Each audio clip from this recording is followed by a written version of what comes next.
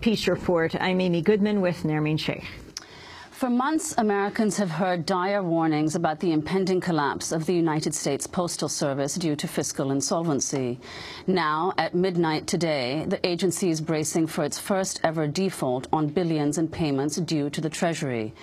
Although the Postal Service's inability to pay the $5.5 billion payment toward retiree health benefits won't immediately affect the Postal Service's day-to-day operations, it is likely to fuel a fresh round of demands to examine the agency's role in America today. First-class mail volume, which has fallen 25% since 2006, is projected to drop another 30% by 2016.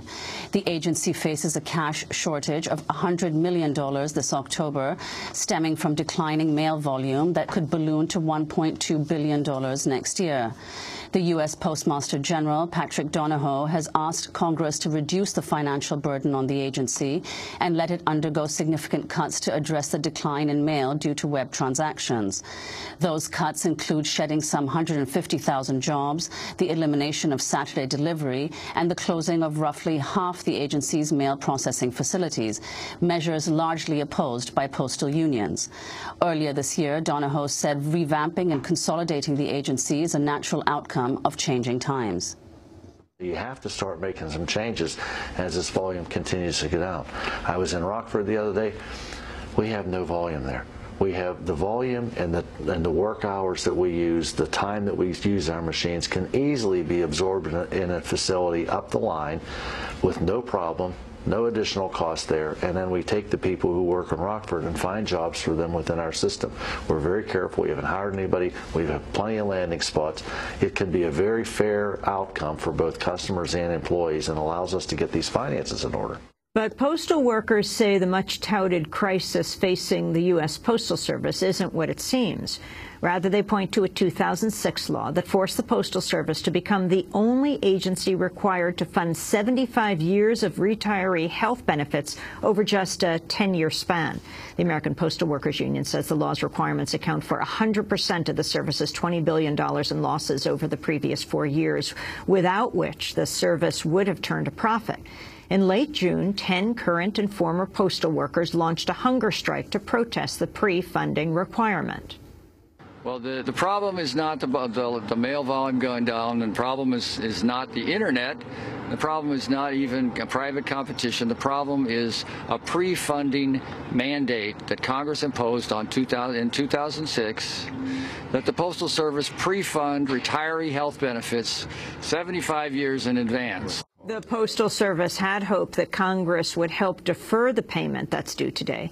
But the House has taken no action. The Senate passed a measure that provided incentives to retire about 100,000 postal workers, or 18% of its employees, and allowed the post office to recoup more than $11 billion it overpaid into an employee pension fund.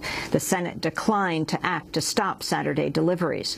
Well, for more, we're joined now by two guests. In Washington, D.C., we're joined by Dennis Kucinich, Democratic Congress member from Ohio, longtime supporter of the U.S. Postal Service. Here in New York, we're joined by Chuck Zlatkin. He's the legislative and political director of the New York Metro Area Postal Union. We welcome you both to Democracy Now! Congressmember Dennis Kucinich. Explain how this has happened and what you think needs to happen. Well, Congress passed a law in 2006 that mandated that the Postal Service pre-fund its employees' health, its retirees' health benefits for 75 years, but to do it within a 10-year period. So this $5.5 billion payment that's made today that the Postal Service isn't going to make, that Congress should correct, is a manufactured crisis. Now, why would interest want to manufacture a crisis? To further privatization. Who's lobbying against the post office on this? Banks, for one? I mean, think about it. Banks would love to crush the Postal Service because they wouldn't have to process checks the way they do now, number one. Number two, banks would head off any attempt for postal services to go into certain banking functions, such as they do right now in the UK. So this is, the American people have to wake up here about what's happening with the Postal Service. And finally, Amy, under the Constitution, guess what? It's Congress's responsibility to establish a postal service, Article 1, Section 8, Clause 7. And Congress is right now working on disestablishing the postal system. Are there other groups, Congressman Kucinich, apart from corporate interests, that are exerting pressure on members of Congress for the privatization of the Postal Service? You know, I can say, you know, I would say that let's look who wins if this happens. You know, if you start to cut overnight deliveries, well, UPS and FedEx win. So there are, you know, I can't say that they've lobbied me on this, but you can see who the winners and losers are. And who loses? The American people. Because the whole concept of the Postal Service, embedded in that, is the idea of universal service, that if you're poor, if you live in a rural area, you're going to get served just like someone who lives in a city and who may be wealthy. But this whole idea of universality, which is a bedrock principle of democracy, is about to go the way of the dodo bird because Congress has manufactured a crisis with the passage of the 2006 law and wants to compound the crisis with other bills that would break union contracts, restrict, move the 5-day delivery, and create other reductions so that you have a downward spiral in the service model and would begin the disintegration of the U.S. Postal Service. This is wrong, and it has to be exposed for what it is, a fraud. Chuck Zlatkin, if you were to watch the corporate networks, you would have no idea about this special deal that was worked out with the Postal Service to fund over a 10-year period the pensions. You'd have no idea that otherwise the Postal Service would be in the black. What you hear is we had to say goodbye to the telegraph, and, you know, with email, with all the different kind of social media, we just don't need the post office anymore. Your response? Well, I think it's an absurd argument. I mean, everybody who orders something on their computer, they still haven't figured out a way to get the shirt through the computer to you. It's still delivered to you.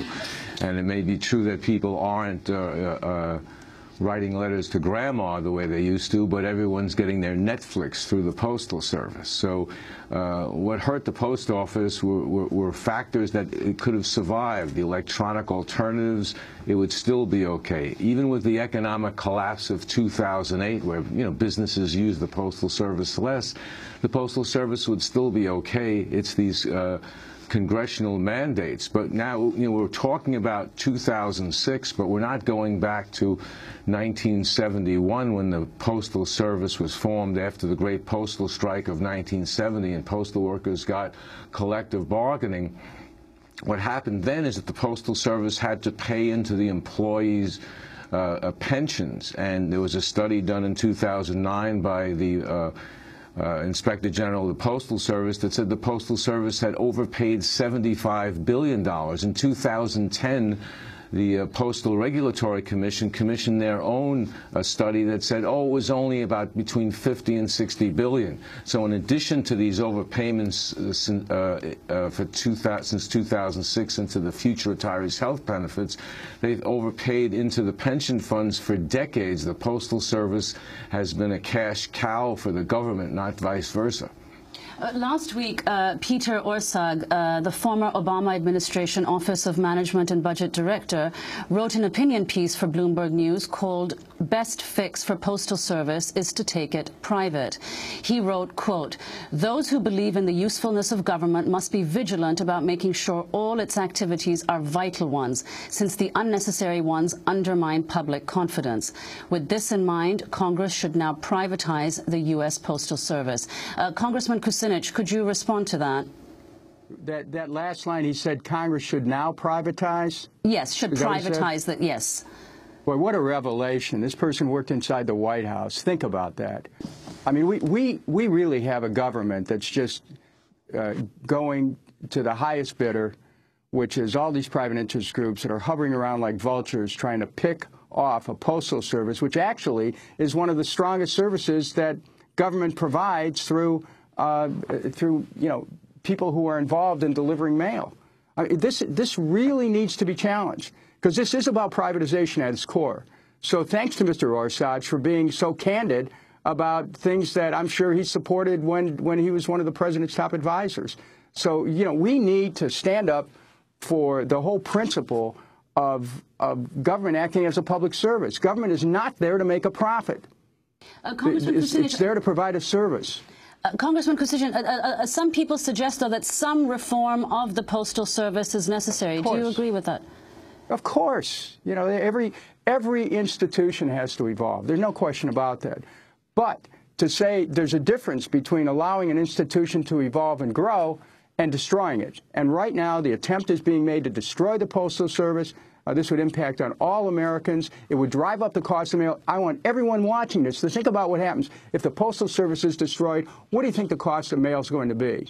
What do you think is going to happen when people who live in the inner city, who may not have a job and may have difficulties being able to survive day to day, how are they going to communicate with each other? I mean, this is like unfair. It's also going to be a disaster for third-class mailers because their costs are going to go through the roof. I mean, there's something, we have to have a civics lesson here about the essentiality of Postal Service delivery universally to people in the country and what it means to them. And this is a good opportunity to teach that. FedEx and UPS must be excited, Congressman Kucinich. Well, you know what? I don't have any problem with having alternatives, but you can't use those alternatives to try to destroy what is the main service. And that's what I take issue with.